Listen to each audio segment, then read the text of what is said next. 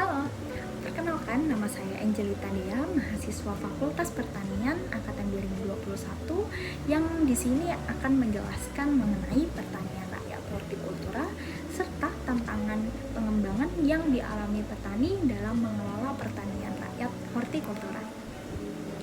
Hortikultura merupakan salah satu sektor dalam bidang pertanian modern yang membahas mengenai tanaman pada pertanian atau perkebunan, di antaranya tanaman buah seperti jeruk, mangga, manggis, salak, pisang, durian, dan lain-lain. Lalu ada tanaman sayur, tanaman obat atau biofarmaka, dan tanaman hias atau bunga.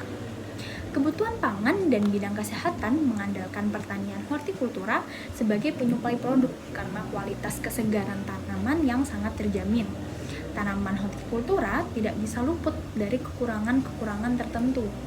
Memang tanaman ini memegang kualitas yang cukup baik untuk dikonsumsi maupun dipelihara.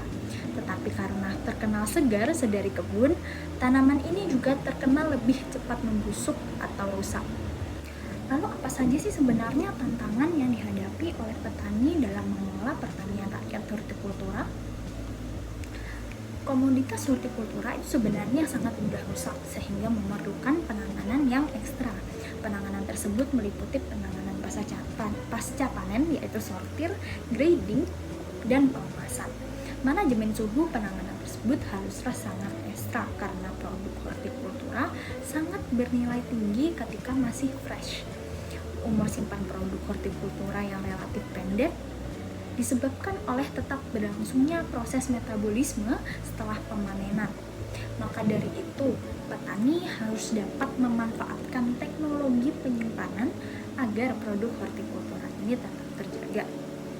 Lalu, tantangan-tantangan yang dihadapi petani adalah yang pertama, lahan semakin sempit.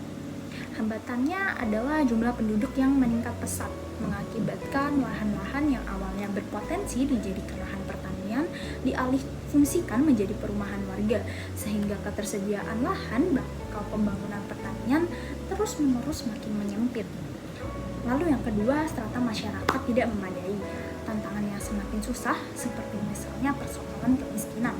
Hal ini dikarenakan besarnya kesimpangan antar golongan, kesimpangan antar wilayah, kesimpangan antar sektor yang menyebabkan daya dukung lingkungan dan sumber daya alam, hubungan antar masyarakat, dan masih banyak lagi persoalan-persoalan yang lain.